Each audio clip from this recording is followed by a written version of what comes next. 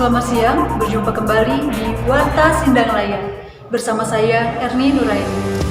Mahasiswa KKN dari Institut Pertanian Bogor (IPB) melakukan survei vaksinasi di Desa Sindang Layar, Kecamatan Cipanas, Kabupaten Cianjur. Seperti apa keseruannya? Mari kita saksikan tayangan berikut ini. Masih banyaknya ketidaktahuan masyarakat terhadap vaksin COVID-19 yang sekarang digembor-gemborkan oleh pemerintah, maka mahasiswa Institut Pertanian Bogor lakukan survei tentang apa itu vaksin COVID-19 kepada masyarakat di wilayah Desa Sindang Layar, Kecamatan Cipanas, Kabupaten Cianjur. Faisal dan kawan-kawan lakukan survei kepada masyarakat terkait vaksin COVID-19 guna memberikan edukasi kepada masyarakat agar lebih mengenal apa itu vaksin COVID-19. Vaksinasi COVID-19. Sebelumnya Ibu tahu nggak vaksin itu apa? Enggak. Vaksinasi itu ya semacam penawar virus kan yang diberikan oleh pemerintah untuk pandemi ini khususnya COVID-19. Vaksin. Mohon. Kenapa? Terus apakah Bapak pernah divaksin sebelumnya? Belum. Oke. Vaksin COVID sebelum. Vaksin yang lain udah. Ya? Belum? Oh belum. Oke. Belum juga. Belum juga. Belum. Nah, kemauan Tata Acan? Emang Tata Acan dapat jatah atau alim ya? Dua nana. Oh, dua. Belum ada jadwal aja. Enggak ada instruksi. Nggak ada instruksi ya? Oh iya. Ya? Oh, iya. Apakah Mbak pernah divaksin sebelumnya? Sudah 1 kali. Vaksin COVID-19? Iya. Oh. Sinovac. 2 kali sih divaksin. Kalau emang wajib, sebenarnya saya takut. Cuma karena wajib gitu ya harus divaksin. Nah, pas Ibu udah divaksin itu ada Ibu ngerasain efek samping nggak? Ada banget. Yang pertama karena memang pas puasa gitu ya. Tapi memang itunya ngantuk banget. Ngantuk sekali. Pas dari sore ke malam itu ngantuk, badan nggak enak. Efek sampingnya sebenarnya bagi saya nggak ada ya, karena memang menurut petugas juga divaksin tuh memang tidak akan ada efek samping kalau memang misalnya imun kitanya juga kuat gitu. Yang penting sebelum divaksinasi itu harus kayak sarapan dulu harus. Oke. Karena masih banyak yang belum tahu tentang vaksin, yuk simak penjelasan dari ahlinya. Perkenalkan saya Imade Artika, saya dosen pada Departemen Biokimia FMIPA Institut Pertanian Bogor. Saya juga kebetulan selaku peneliti virus, termasuk juga ikut meneliti dan menangani virus penyebab COVID-19 yang kita tahu bernama SARS-CoV-2. Untuk itu, mudah-mudahan segenap warga, khususnya di Desa Sindang Layar, Kabupaten Cianjur, dalam keadaan sehat walafiat dan terbebas atau terhindar dari bencana COVID-19 ini. Untuk itu saya mohon izin untuk berbagi informasi terkait virus COVID-19 dan juga bagaimana cara penanganannya, termasuk penggunaan vaksin. Virus ini pertama kali muncul di Cina, kota Wuhan, dan sekarang sudah menyebar ke seluruh dunia dan sangat berbahaya karena telah menimbulkan infeksi atau menyakiti lebih dari 180 juta orang di seluruh dunia dan yang meninggal sudah hampir 4 juta orang. Di Indonesia sendiri, kasus yang terjadi telah lebih dari 2 juta orang dan yang meninggal lebih dari 60.000 orang. Akhir-akhir ini virus ini berevolusi menjadi varian, artinya bersiluman, berubah bentuk dan karakternya juga berbeda. Itu yang disebut dengan varian Delta. Ada 4 varian yang perlu diwaspadai. Yang banyak menyebar di Indonesia adalah varian Delta. Varian ini lebih berbahaya lagi karena transmisinya, penyebarannya lebih cepat dan juga lebih ganas. Untuk itu kita harus selalu waspada, mentaati protokol kesehatan, dan kalau sudah tersedia vaksin, hendaknya juga mengikuti program vaksinasi. Terkait vaksin, apa itu vaksin? Vaksin adalah preparasi atau sediaan yang sengaja dibuat untuk menimbulkan sistem kekebalan pada tubuh, khususnya terhadap COVID-19 ini, vaksin COVID ya. Vaksin COVID yang digunakan di Indonesia itu ada beragam jenis, ada yang berupa virus yang diinaktivasi, itu yang disebut vaksin Sinovac, ada juga diambil bagian atau potongan dari virus corona, lalu ditumpangkan pada virus yang disebut adenovirus, virus yang tidak berbahaya, lalu itu dimasukkan ke dalam tubuh. Itu seperti vaksin AstraZeneca. Kemudian, apa manfaat vaksin?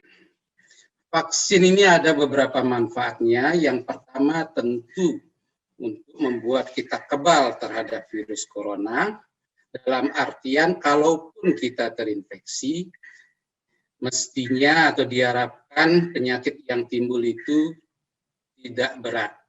Karena di dalam tubuh kita sudah tercipta sistem kekebalan seperti TNI atau prajurit yang akan menangkal masuknya virus tersebut.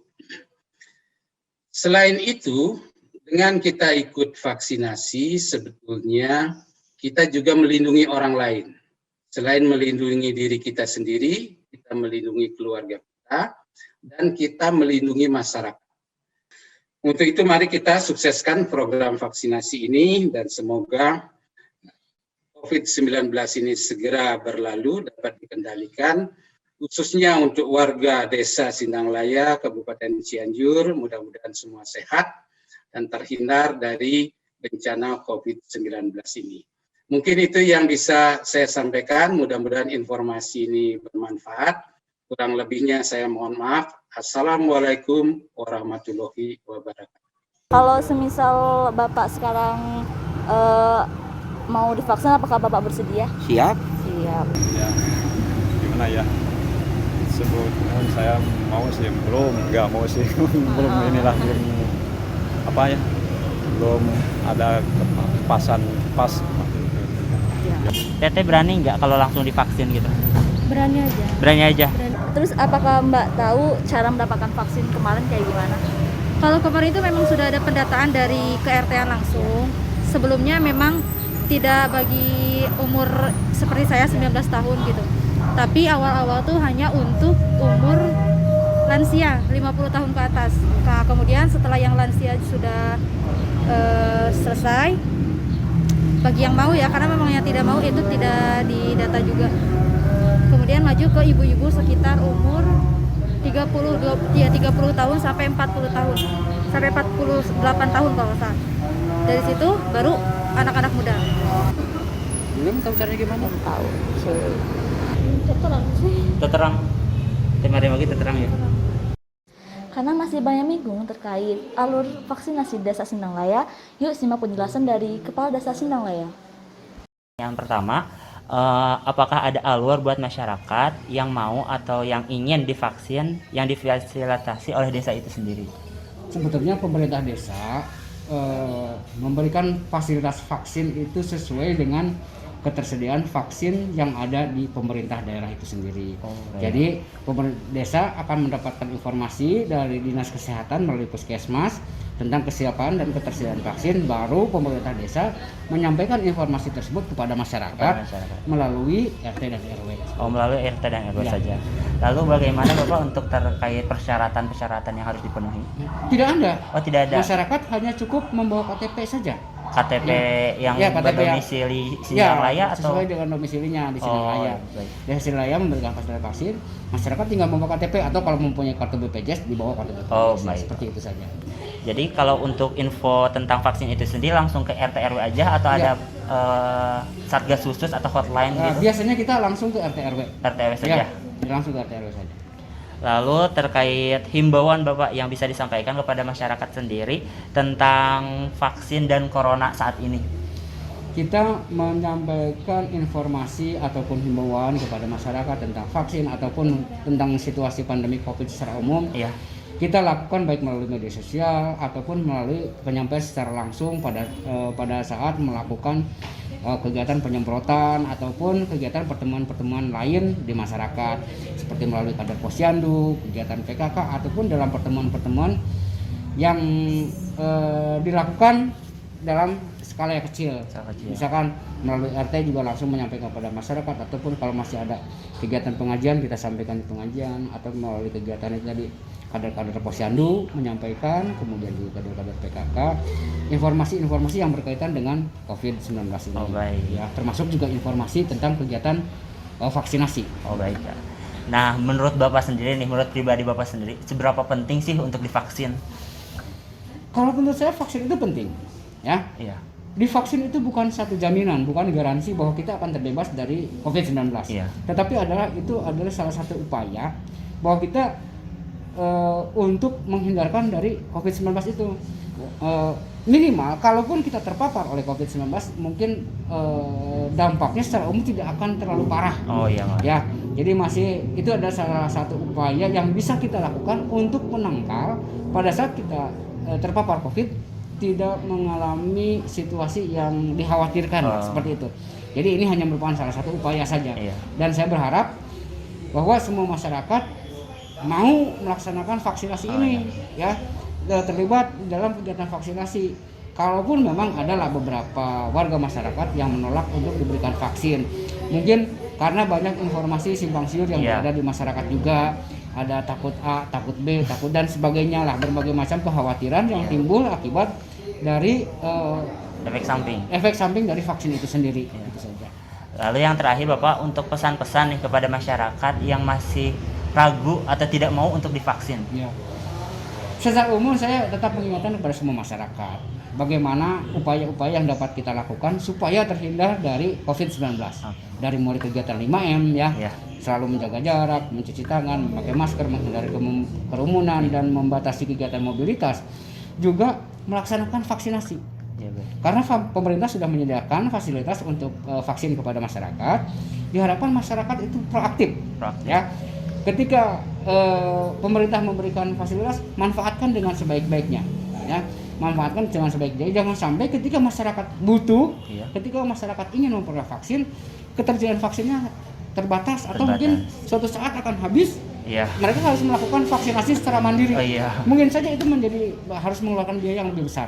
Jadi ketika masyarakat diberikan fasilitas, manfaatkan dengan sebaik-baiknya. Itu saja. Itu ikhtiar maksimal yang bisa kita lakukan. Baik, Pak.